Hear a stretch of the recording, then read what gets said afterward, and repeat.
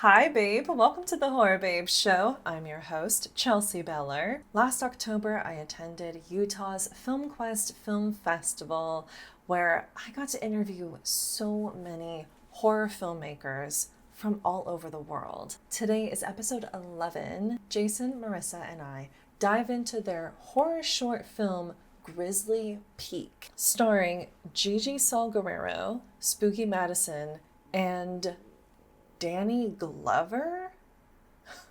Yeah, you heard me right. You're not going to want to miss this interview, mostly about Danny Glover, but also about independent filmmaking in general and all about Jason and Marissa. Let's tune into my conversation with Jason and Marissa.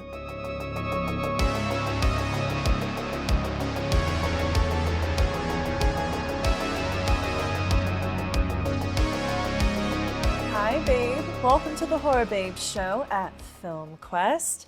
We're here today with the makers of Grizzly Peak. Amazingly, Grizzly Peak has Gigi Saul Guerrero and Danny Glover in it, who's a star just in general, but also in horror films. Please tell me how you acquired this amazing talent in your short. We were very fortunate. So one of the things is Danny lives in San Francisco, which is where we're based. Nice. And basically, one of our executive producers from Televisions Unlimited, John Montoya, read the script and looked at our deck, because I pitched him on it. And he was like, how would you like Danny for that role? Because the concept looked kind of like him. Yeah. And they had been working with him on a documentary project where he was narrating it. Nice. And I instantly was like, yes, 1,000 times yes. He has a role. Yes. It's his. And then I did a quick rewrite because, I grew up watching like Lethal Weapon 1 and 2 like 1,000 times, and Predator 2, which is one of my favorite films of all time, which I still watch probably every other day on Hulu, which is crazy. And so I got to write and direct, write this dialogue for Danny that was very specific. And then I got basically the line was too slow, motherfucker. And he kills it. And every time we've screened it, and it happened again last night when we screened it here at FilmQuest, the audience goes nuts. Like they just explode. God. And it was just amazing. And, working with him, we had him for like an hour and a half on set. Yeah. And originally we were going to shoot him at the location in the woods. And we had shot it the night before the scene. And then I called an audible because we were a little behind. And we were already set up. All our grip stuff was set up at this like house that we were at. Okay, yeah. And so what we did is we just wrapped the pickup truck and made it day for night. And we rerouted Danny to where we were. Okay. We popped him into makeup and wardrobe. I went up to him. I was like, oh, hello, Mr. Glover, blah, blah. He's like, you got to understand. You got Danny Glover sitting here. And I was like, I get it. I 100% understand that and respect that. And he told us, he didn't really know the lines, or, he hadn't prepared or anything. Sure. It was like one of these quick kind of things. Yeah. And it was only a few lines. So he was like, just put me in there. And it was like a muscle memory for him because he's just been doing it for so long. Settled right into character. I fed him the lines, and he did it a few times and then nailed it. And then he like improv this laugh afterward where he just laughed, and it was amazing. And we got really lucky because one of our actresses, Spooky Madison, kind of ad-libbed a line because, it's like a same-sex date that they're on. Yeah. And Spooky's like, this is why I don't date men. And then we used the laugh that Danny did for the other part in the edit right after that, and it cut together great. And then what was really cool about that scene too is that we were shooting with Haley Bishop, who starred in Host, that Zoom Seance movie is really amazing on Shudder, and she's incredible. And Haley and I had both been writer-directors in the Symphony horror anthology, which you can watch on Tubi, and it's spelled S-I-N-phony. And I did a segment called Mother Love, which had this like clown killer. It was like a cross between like Halloween and and Evil Dead. Nice. And then and then Haley's was this really cool one called like Forever Young, and it was like the horror of turning 30, you know, and she nailed it. It was amazing. It is a horror. Yeah, and we got to be buddies over the course of that. So I called her. I was like, "You got to be in this film." She's like, "Fine." And so we did like 1 or 2 rehearsals where Haley and Gigi kind of built their like chemistry. Oh, nice. Because they're like best friends. Yeah. But the cool thing is, we were shooting Haley live over WhatsApp on the phone. Oh. From the UK. Oh my God. So she was a real trooper where she stayed up to weird hours for us. But we shot her just like she was another actor in the car with her. And it was really cool. And what we tried to do with all the screen stuff, because there's a lot of technology in it, like the drone monitor screen, and then the iPhones, and then there's like a Nest Cam screen at the end. Okay. We shot all of that with the Alexa 35. So they're not VFX shots. We actually shot. And what was cool about... So you know, Haley was live on there, and then when we did the drone stuff, our killer had the drone and was like self-operating, and we were actually not near him and just filming on the drone controller, and it worked out really well and came out very cinematic as opposed to that fake CG kind of thing. Yeah. I know I have a little tiny experience with drone footage, and it looks really good. And our drone operator was Lucian, and he was amazing, you know, and he really killed it. And came out a couple extra days to get those sunset shots. Cool. And we did this really cool night shoot where we didn't have the Alexa with us. So we strapped the drone to the hood of the pickup truck and got that kind of Lost Highway kind of shot with the headlights. Oh my God. And it came out cool. beautiful. Yeah. And it matched because we used the drone for so much of the other stuff. Yeah. And we also shot from the air while we were in the pickup truck. He was operating and filming straight down and just using the headlights and the street lights. And it came out gorgeous. Yeah. That's crazy. Super cool. Yeah. Technology is wild these days. Insane. Yeah. It's so cool. What was the whole idea behind the concept of this? Yeah, so one of our producers, Adrian Ace, he and Marissa were talking, and he had this idea for a short that involved, like, at the time it was like more of a guy-girl couple and a drone date in the woods. He knew there'd be like some kind of killer. Right. And so Marissa set up a meeting where Ace pitched the story to me, and I was like, okay, I got it. And then I wrote the script that night and sent it to them. And they liked it, and I changed it to a same-sex couple. Yeah. But what was wild is from that day when I wrote it to like when we shot it was a month. Oh, wow. Yeah, so it happened really fast because it just so happened that Gigi Saul Guerrero, who's like one of the busiest people I know, like either directing, acting, going around the world, like doing amazing things. She just happened to have a window, and we were able to get all the other people, including Danny Glover, in that window. Although the funny thing about Danny Glover, though, being in it is that even up until when Danny showed up on set, I think our crew thought we were insane and that we were lying to them to trick them into being involved in the project. So when he actually showed up, their jaws just dropped. And it was just the funniest moment because Marissa and I are like, yeah, we told you Danny Glover was going to be here. But we didn't know whether he'd be there up until that point either.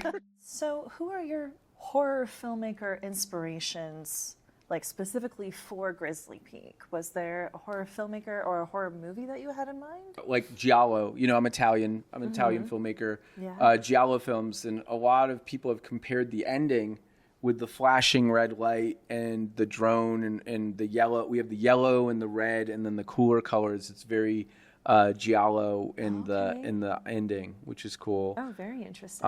And then we did like a grindhouse look. So I guess, you know, like Death Proof and Planet Terror, you know, Rodriguez and Tarantino. You know, and the whole grindhouse vibe. I would definitely love that. I love all the trailers that they did. Yeah. And all of that. So originally the film, you know, it kind of was a little like less colorful and like a little like, and so I added some warmth to it and this grindhouse look that kind of found it kind of freed it up for people to like enjoy it more and like laugh and have fun with it. And so it kind of sets their expectations differently going into it. Okay. And then, but you know, I think for some people they're like, what the hell? 'Cause it's kind of a new or an old print of a new film. Yeah. Because it's got all the technology in it. So I think for some people, like, it breaks their brain where they're like, why would they do this? But it was right for the project. And, Wow. and you know, part of it too is, I think, like, dealing with LGBTQ issues is like, you know, it's such a dark time around the world for people in that community. And, you know, I'm a member of that community. And like, you know, like not much has changed. We thought we were making all this progress and things were going good. And now it's like back to like Easy Rider times, you know, like is where we're at. So like, I was like, this is fitting like almost too well. And, you know, the idea that this little meet cute date can turn into a fight for survival is not that far off. And like, even when I went to Horror Origins, I went to Tucson and I took a lift from the airport to the fest.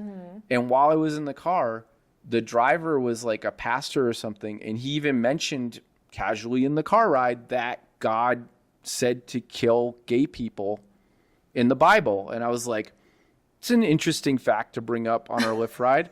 If but it's like, a fact at all. But like, I'm on my way to premiere the film, which is about what it's about. And this is being said to me casually by a Lyft driver who doesn't even know me. I mean, we ended up having a great conversation, and, you know, I tried to open his mind a little in terms of how everyone is a sinner, and that's just another sin that some people, I guess, have according to your Bible. So why would you go after them harder than the people committing genocide? But, you know, that's just my opinion. And then the other thing was just like, are we in a toxic relationship with technology? Which is like, you know, because like all of our phones and like devices and stuff, they're also like the CIA or something could go into it and like monitor us, right? So like they probably are. And, hi, hope you guys are doing well. And it's like basically like we don't think about how all of our devices, like especially in Alexa and like all these other things, could be used to surveil us, or we're self-surveilling and then used to attack us or harm us. It's meant to kind of question what our relationship with technology is as well. Yeah. I love that. That's so cool, dude. Oh, thank you. What message or feeling do you hope audiences walk away with? Yeah, I hope they just, you know, think about a little more. You know, I was really lucky. Like, my first same-sex date was in the Castro in San Francisco, which is like the most nurturing and safe place. Like, there, if anybody messes with you, like a leather daddy will literally grab them by the collar and throw them out or in the garbage. And I've seen that happen. Oh, really? Like at the Folsom Street Fair, some guy was like heckling and yelling all these like gay slurs, and like two like guys that were like 6'4" that were like jacked just were like called the guy out, and he ran for his life. Yeah, they weren't going to harm him. You know what I mean? Like, but like, that's the thing is like these, you know, people think gay men are all these like demure, like small guys, but like some of these guys are like bears. Yeah, they're like full on bears, and you do not want to mess with those dudes at all. So So, but you know, I think, but in some places in the world, like just showing affection and being on a same-sex date, you could be attacked or just harassed and just made to feel terrible when you're just trying to get to know someone and have a relationship. So just I think because you want to connect with another person who happens to be your same gender. Yeah, or any in between, right? Like it could be, there's so much, such a spectrum, but it's like, you know, being different in some places is not kind of tolerated, or like, it's so weird. It's like, you know, you think of all the Karens like going after people. It's like they just can't stand like letting people just exist. Yeah. You know, if they're stand out in any way. So I think it's just about like maybe just seeing a little more from other people's perspectives, because I feel like the more we see, or like at least empathize and like connect with other people, especially around the world, you know, maybe we can get away from all this violence and conflict and all the kind of horror in the world. So it's like a horror film to kind of invert that real horror, I guess, a little bit. Yeah, I love that. Well, I'm so excited for this short film. Is it going to become a feature, hopefully? We designed it as a proof of concept where we could do that. Yeah. So originally when Jason and I discussed this, when we knew we could make it, we were like saying, how realistic is this, like to do this?